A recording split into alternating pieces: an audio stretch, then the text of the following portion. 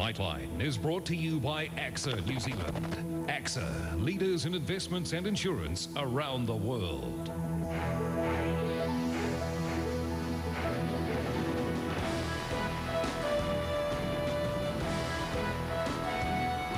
The mood on board is one of it's champing at the bit. Tonight, setting sail on a last-ditch mission, but will it come too late for Russia's crippled sub-crew?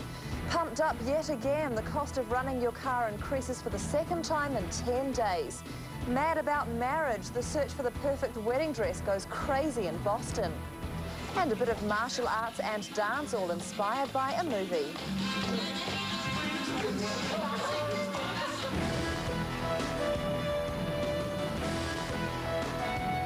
This is Nightline with Carolyn Ryan. Kia ora, good evening. More help is on the way for Russia's crippled submarine tonight, but the maths suggests it'll come too late.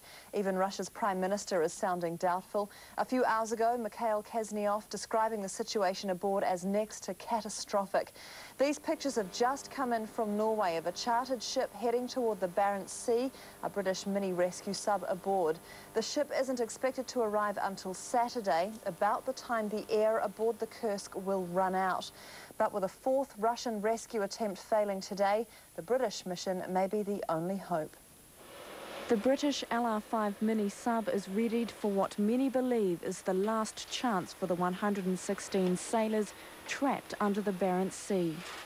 Crews have worked frantically to get it onto a Norwegian supply ship since it arrived by air from Scotland earlier today. But despite their efforts, the LR5 won't be near the Kursk till Saturday. There's no guarantee of success, but the British crew is determined to try. The mood on board is one of it's champing at the bit.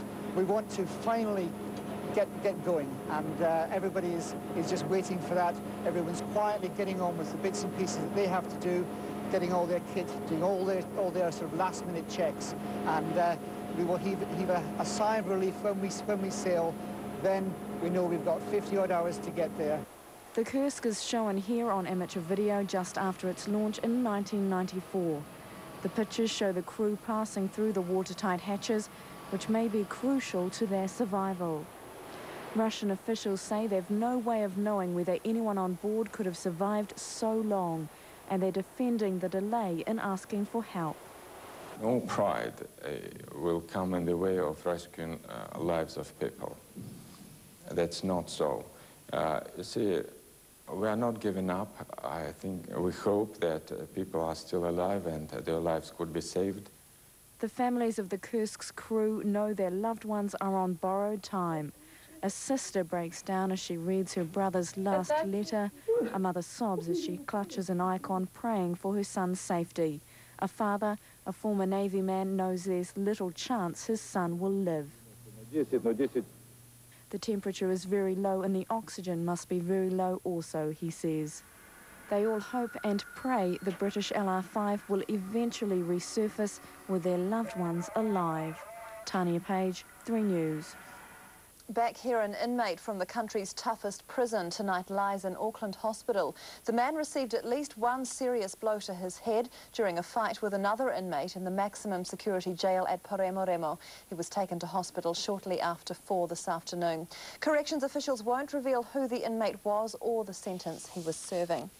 The cost of running your cars on the up yet again. For the second time in 10 days, petrol and diesel prices are to increase. Mobil has announced the cost of a litre will go up 3 cents, and the other companies are likely to follow. It's a familiar job for service station attendants by now. There have been 20 petrol price increases since last July. Motorists are feeling more powerless than ever. It's getting way too expensive to run cars. Horrified, absolutely horrified. You sort of start thinking, oh, well, maybe I should walk or bike or instead of taking the car. Just over 12 months ago, $40 would be enough to fill the tank of a late model Toyota Corolla. Now it would only fill 2/3 of the tank. It's usually BP that's the first to break ranks, but today it was Mobil's turn. You stick your neck on the block when you're first up and you put your name up there, you're the one who cops the flak. No one likes having that happen. We have to pay for our petrol as well, so we understand what it feels like. Service station operators say they're sick of bearing the brunt of motorists' anger and object to collecting the government's tax windfall. We've calculated that the New Zealand consumer is actually paying roughly 4 cents more in GST to the New Zealand government. We think the government probably could reduce the excise tax and help the motorist out. That's up to the government, but oil companies say petrol prices are unlikely to drop anytime soon. We've got extreme pressures on refined product prices, both gasoline and diesel. We've got crude trending up again, and of course we've got the exchange rate sitting at under 45 cents US. All of those factors make us pretty uncomfortable. And if it's any consolation, motorists are being hammered across the Tasman as well. Prices of petrol in Australia are set to rise by 4 cents in the next few days. Hannah Hodson, 3 News. Anger at the Waitara shooting report flared up today, but not in the town itself. It arrived on the doorstep of Police National Headquarters in the form of protesters calling for an independent inquiry. Police National Headquarters under siege by a crowd that doesn't believe justice has been served by the police report into the killing of Stephen Wallace. You go in, you kill somebody, you investigate yourselves, and you come up with a clean, white report. The mostly Māori crowd vented their frustration in speeches demanding an independent inquiry. We want justice for Stephen Wallace. Not only that, we want to see a thorough examination of the Police Complaints Authority. They cannot be the judge, the juror, and the accused. The protesters left their mark as well. Was the day I decided to fight. The officer who shot the part Māori Wallace was also part Māori, but that made no difference to protesters. Well, I'd like to say to those Māori policemen, you disgust me. You disgust me for holding up an institution that supports the killing of your own people. While the protesters were adamant Wallace died because of his race, the police report concludes that there is absolutely no evidence race was an issue in this tragic event. And just down the street in Parliament, Labour's deputy leader batted back opposition questions about the Prime Minister's comments soon after the shooting, questioning the relationship between police and Māori. The Prime Minister has never accused the New Zealand police of racism. She stands by her original answer. The government has no plans to launch an independent inquiry into the death of Stephen Wallace. Jen Nolan, 3 News. And in California, police are under fire tonight after a protest against police brutality got a little rough. About 3,000 people tried to march on the Democratic Convention, angry over the way protests earlier in the week had been handled. They were stopped at an intersection by scores of riot-ready police who ordered the crowds back with batons. A number of rounds of rubber bullets were also fired, putting some of the protesters in a panic. Reinforcements were soon called in. There have been more than 150 arrests since the convention began on Monday. 10 men are tonight locked up after what's being called the world's largest counterfeiting ring was busted in Colombia. 3 machines used for printing money have been seized. Police say the counterfeiters have already produced $40 million worth of fake bills and distributed them across the States and Europe.